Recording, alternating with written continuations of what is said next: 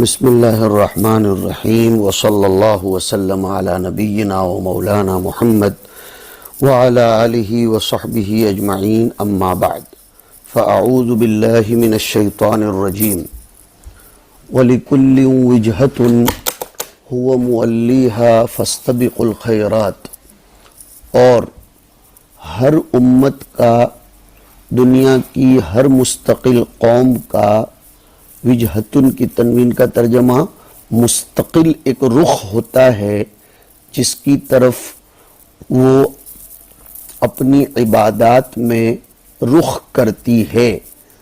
تو اب جب تم بھی ایک مستقل امت ہو تو تمہارا اگر مستقل قبلہ ہے تو اس پر کسی کو ناک بھویں چڑھانے کی ضرورت نہیں ہے، سو تم نیکی کے کاموں میں سبقت کرو۔ وَلِكُلٍّ مِّنَ الْأُمَمِ،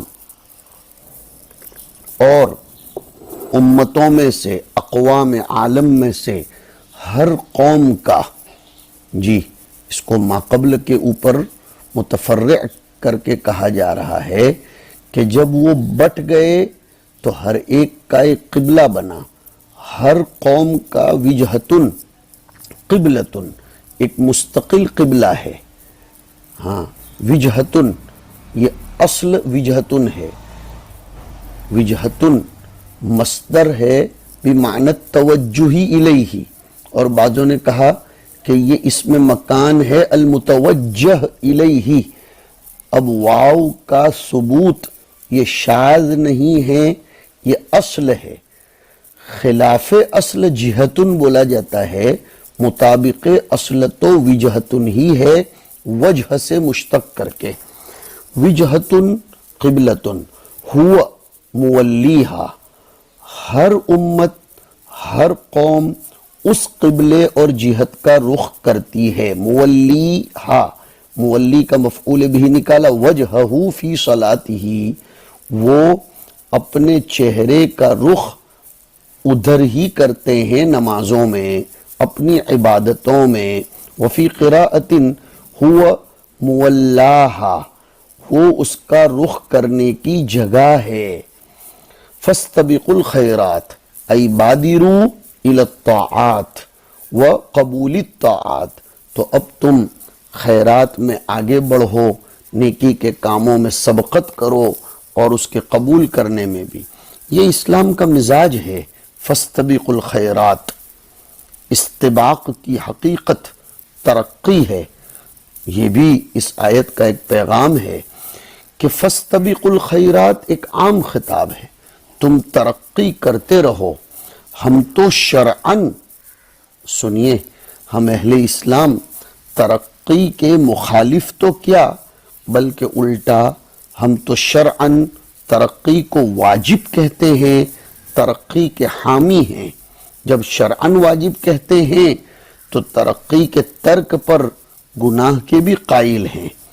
ہاں البتہ خوب ذہن صاف رکھو کہ ہر ترقی مطلوب بھی تو نہیں ہے، کیونکہ اگر بدن پر مثلاً ورم ہو جائے تو وہ بظاہر جسمانی ترقی نظر آتی ہے، لیکن پھر بھی تو پوری دنیا اس کا علاج کراتی ہے۔ اسی طرح ذرا سا موٹاپا آ گیا، فیٹنس بڑھ گیا، وزن میں ترقی ہوئی کہ وزن بڑھ گیا، پیٹ باہر آ گیا، ہاتھ پیر موٹے ہو گئے، جس کو سمن مفرط بولیں گے، تو اس کا پوری دنیا علاج کرا رہی ہے۔ جیم میں، ورزش میں، دوائیں پی کر، معالجہ کر کے، تو پتہ چلا کہ ترقی وہی مقصود ہے جو نافع ہو، اور جو ترقی نقصان دہ ہو وہ مطلوب نہیں ہے۔ تو اتنے میں تو ہم بھی اتفاق کرتے ہیں کہ ترقی مطلوب ہے، لیکن کون سی ترقی نافع ہے، کون سی مضر ہے؟ تو دنیاوی لوگ صرف دنیاوی ترقی کو نافع سمجھتے ہیں، اگرچہ وہ ترقی آخرت میں ان کے یہاں مضر ہو، اور ہم دینی ترقی کو مطلقاً نافع سمجھتے ہیں، دنیاوی ترقی کو عدم ضرر کی شرط کے ساتھ قبول کرتے ہیں۔ ورنہ اگر دنیاوی ترقی ضرر کے ساتھ متصف ہو، ضار فی الآخرت، تو پھر ہم اس کو ورم اور موٹاپے کی ترقی کی طرح سمجھتے ہیں۔ قرآن عزیز میں اسی لیے فاستبقوا کو مقید کیا گیا مفعول بہ الخیرات کے ساتھ، کیونکہ خیر نافع ہی کا نام ہے۔ ورنہ آج کل خوب سن لیجئے اور پیغام پہنچائیے کہ جو لوگ مولویوں پر اعتراض کرتے ہیں، شبہ قائم کرتے ہیں کہ علماء جائز اور دنیاوی ترقیوں کو قبول نہیں کرتے، تو اس کا صاف ستھرا جواب یہ ہے کہ دنیاوی ترقی کی جب ہم تقریریں کرتے ہیں تو یہی کہتے ہیں کہ اس سے وہ ترقی تو جائز ہے جس میں حدود الہیہ سے نکلنا لازم نہ آتا ہو۔ اگر ایسی ترقی ہو کہ حدود شرعیہ سے نکل گئے ہوں تو پھر اس کو خیرات کس نے کہا؟ وہ ترقی کیسے ہوئی؟ وہ تو حد سے بڑھ گئے۔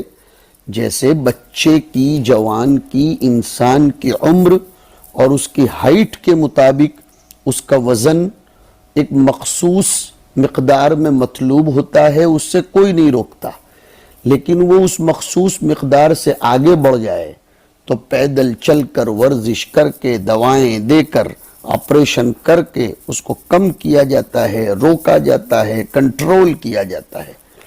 آکسیجن بھی اسی طریقے سے بدن کے اندر جو ذرات ہیں، دافع ذرات، مدافع، وہ بھی اگر بڑھ جائیں تو وہ بھی ترقی تھوڑی کہی جائے گی۔ اللہ نے اس مسئلے کو خوب تصریح کے ساتھ بیان کیا ہے۔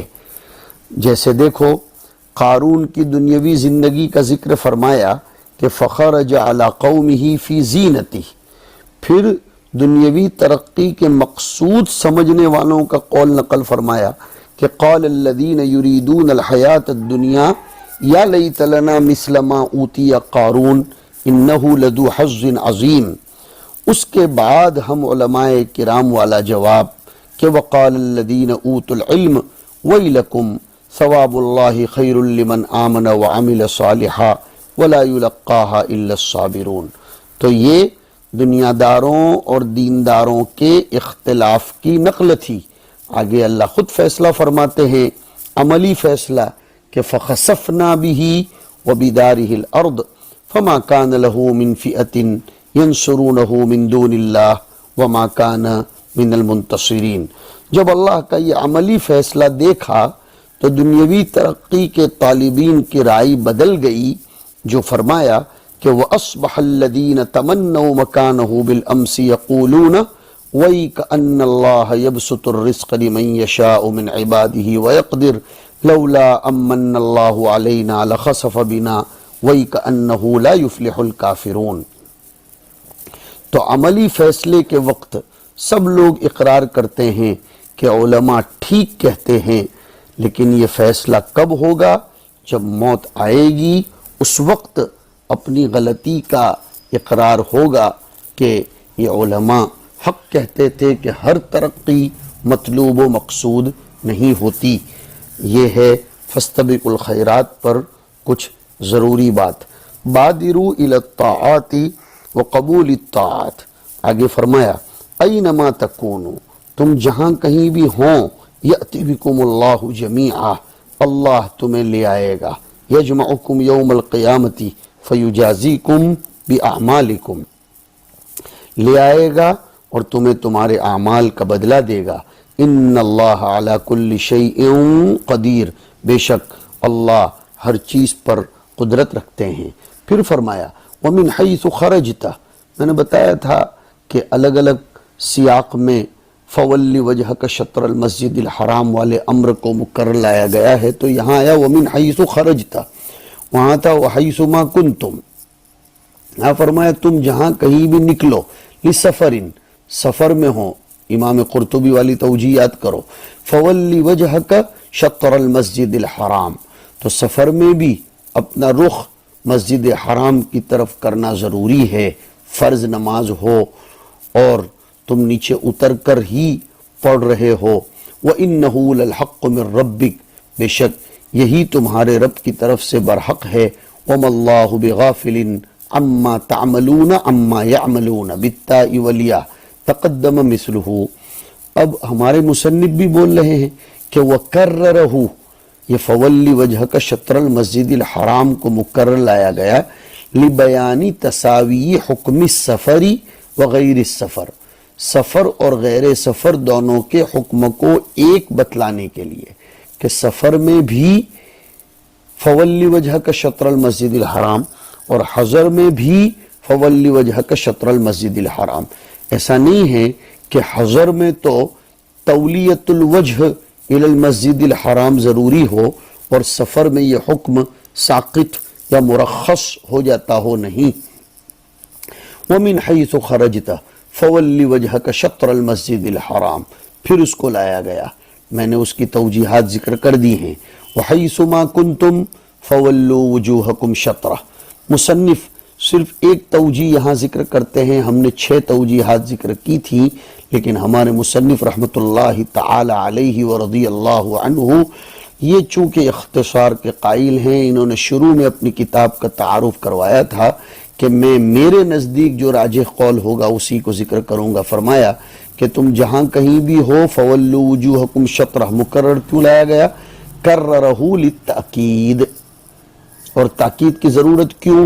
اول نسخ وقع فی الاسلام امر القبلہ، ضرورت پڑی نسخ کی، ہاں، اور اس تاکید کی. اور نسخ مضان فتنہ میں سے ہے، مواقع شبہہ میں سے ہے، تو یہ بات مناسب تھی کہ اس کے امر کو مؤکد کیا جائے اور مرتن بعد اخرى اس کا اعادہ کیا جاتا رہے. آگے اس کی حکمت بیان فرما رہے ہیں کہ تحویل قبلہ کیوں کیا، اس کی جو الگ الگ حکمتیں ہیں ان میں سے ایک حکمت لئلا یکون للناس علیکم حجت، تاکہ لوگوں کو تمہارے بارے میں بولنے کی، حجت قائم کرنے کی کوئی گنجائش نہ رہے، تاکہ لوگوں کو تمہارے خلاف کوئی حجت باقی نہ رہے. لوگوں سے مراد الیہود، یہود کو بھی باقی نہ رہے، او المشرکین، اور نہ مشرکین کو کوئی حجت باقی رہے. سمجھاتا ہوں، ای مجادلۃ، حجت ہے ہی نہیں. حجت تو حقیقت میں ایسی دلیل کو کہتے ہیں جو مضبوط ہو. یہاں حجت مشاکلتاً کہا گیا ہے، صورتاً کہا گیا، ورنہ ان کے پاس حجت تو کیا کچھ بھی نہیں تھا. اس لیے مصنف کو ضرورت پڑی کہ حجت ان کی تفسیر مجادلتن سے کرے. اس کو حجت تو سیاقاً کہا گیا ہے یا اس طور پر کہ وہ اپنے مجادلے کو حجت کے قائم مقام سمجھتے تھے، ان کے زعم میں وہ حجت تھی، ورنہ وہ تو مجادلہ محضہ تھا، تاکہ لوگوں کو کوئی مجادلے کی گنجائش نہ رہے. فی التولی الی غیر القبلہ، کہ اگر تم کعبہ کے علاوہ کی طرف رخ کرو گے تو دونوں کچھ نہ کچھ بولیں گے، یہود بھی بولیں گے اور مشرکین بھی بولیں گے. یہود یہ بولیں گے اگر تم کعبہ کے علاوہ کو قبلہ بناتے ہو تو یہود یہ بولیں گے کہ یجحد دیننا ویتبع قبلتنا، اور مشرکین یہ بولیں گے کہ یدعی ملت ابراہیم ویخالف قبلتہ. یہود کو یہ اعتراض ہوگا، وہ بولیں گے، مجادلہ کریں گے کہ یہ عجیب نبی ہے، ہمارے دین کا انکار کرتا ہے لیکن قبلہ ہمارا اپناتا ہے. مشرکین یہ بولیں گے کہ ایک طرف ملت ابراہیمیہ کا دعویٰ کرتا ہے، دوسری طرف قبلہ ابراہیمیہ کی مخالفت کرتا ہے، تو لو اب آ جاؤ قبلہ ابراہیمیہ پر ڈٹ کر آ جاؤ کہ وَحَيْثُ مَا كُنْتُمْ فَوَلُّوا وُجُوهَكُمْ شَطْرَهُ. اب ان میں سے کسی کو بولنے کا کوئی موقع نہیں ملے گا. لِأَلَّا يَكُونَ لِلنَّاسِ عَلَيْكُمْ حُجَّةٌ، ای لِيَنْتَفِيَ مُجَادَلَتُهُمْ لَكُمْ، ان کا مجادلہ تمہارے ساتھ منتفی ہو جائے گا، ختم ہو جائے گا. اس لیے ہم نے تم کو تحویل الی القبلہ کروا دیا. کون سا مجادلہ؟ من بیانیہ، مجادلے کا بیان، من قول الیہود یجحد دیننا ویتبع قبلتنا، وقول المشرکین یدعی ملت ابراہیم ویخالف قبلت ابراہیم. یہ لوگ ایسا بھی نہ کہہ سکیں پھر کہ جب اس کی علامت ذوالقبلتین بتائی گئی ہے تو یہ تو اس میں پائی نہیں جاتی، یہ بھی ختم ہو جائے گا۔ یہ ہے لِأَلَّا يَكُونَ لِلنَّاسِ عَلَيْكُمْ حُجَّةٌ۔ لیکن دیکھو محمد، ہم تم کو پیشگی بتا دیتے ہیں، کتنے بھی دلائل تم قائم کرو گے، جو لوگ معاندین محض ہیں، جو ظالمین ہیں، ان کی زبان تو بند نہیں ہوتی۔ اس سے ہمیں بھی زندگیوں میں سبق دیا جاتا ہے کہ ہم کتنے بھی دلائل قائم کریں، لیکن جو معاندین ہیں، متعنتین ہیں، متعصبین ہیں، ان کی زبانیں کبھی گنگ نہیں ہوتی۔ وہ تو ادھر سے نہ صحیح تو ادھر سے نکالیں گے، ادھر سے نہ صحیح تو ادھر سے نکالیں گے، کوئی نہ کوئی فالٹ تلاش کرتے ہیں، جبکہ وہ فالٹ نہ ہو پھر بھی اس کو فالٹ بنا کر پیش کرتے رہتے ہیں۔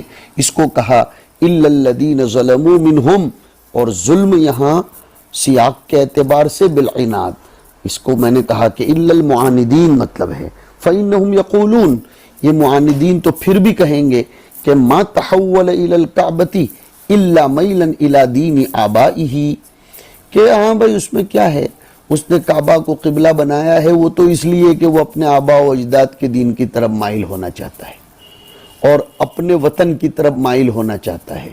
ہاں صحیح تو یہ تھا کہ وہ قبلِ انبیاء کا استقبال کرتا، لیکن دیکھا یہ بھی وجدنا آباءنا کی طرف جا رہا ہے، ایسا بولیں گے یہ لوگ۔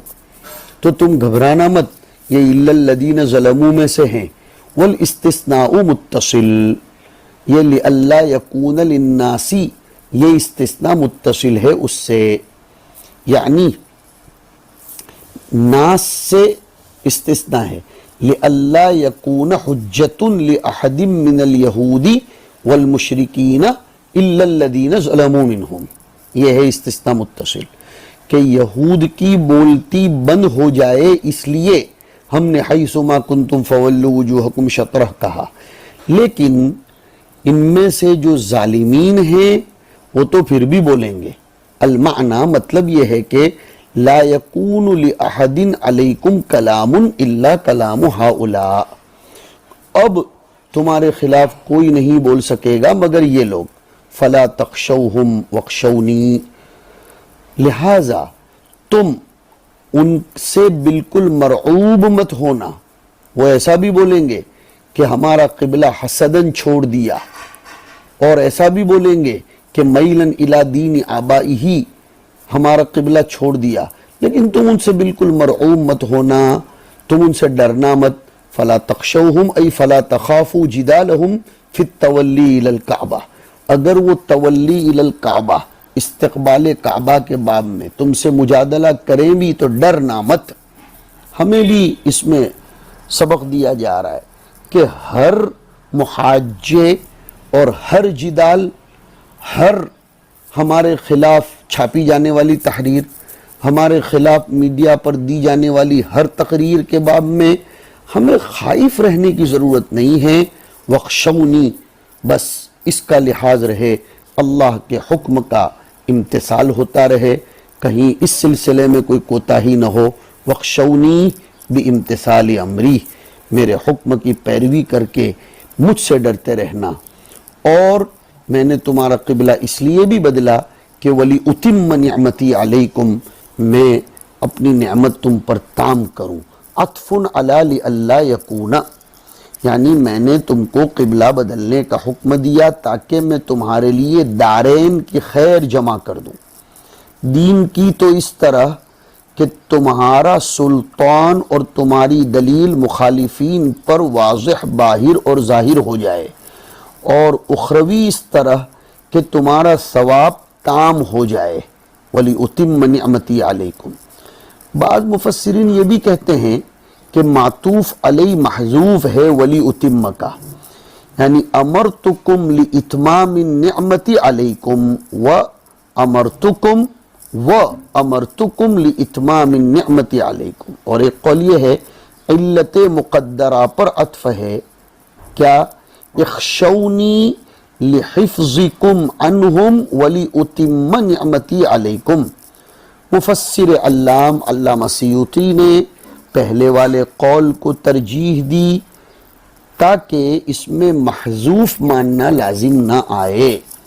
وَلِأُتِمَّ نِعْمَتِي عَلَيْكُمْ بِالْہِدَایَةِ إِلَى مَعَالِمِ دِینِكُمْ. اتمام نعمت کس شکل میں؟ کہ ہم نے تمہارے دین کے معالم کی طرف تم کو پھیر دیا، اس لیے کہ کعبہ تمہارے دین کا معلم ہے، شعار ہے، مظہر توحید ہے. وَلَعَلَّكُمْ تَهْتَدُونَ إِلَى الْحَقِّ، اور تاکہ تم حق کی راہ پالو. اور یہ اتمام نعمت ایسا کیا ہے ہم نے جیسا اتمام نعمت بعثت محمدیہ کے ذریعے کیا.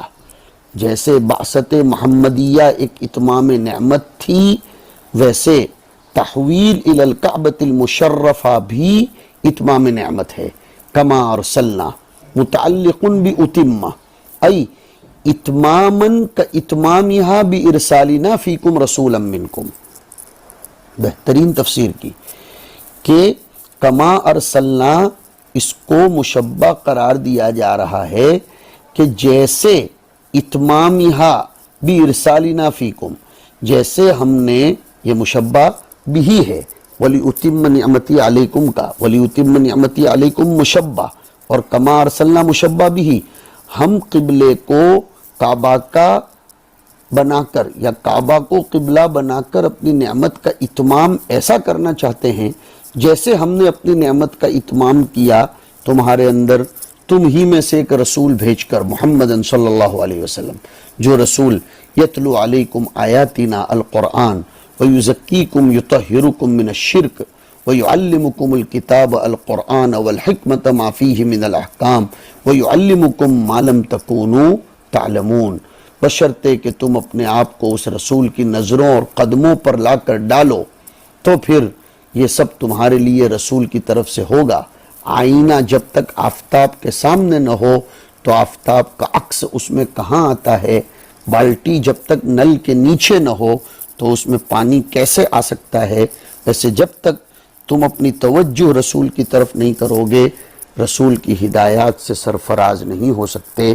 اللہ تعالی ہمیں اس زمرے میں شامل فرمائے جو رسول کی طرف متوجہ رہ کر اس کی ضیاء پاشیوں سے مستفیض اور منور ہوتے ہیں. وصلی اللہ علی النبی الکریم.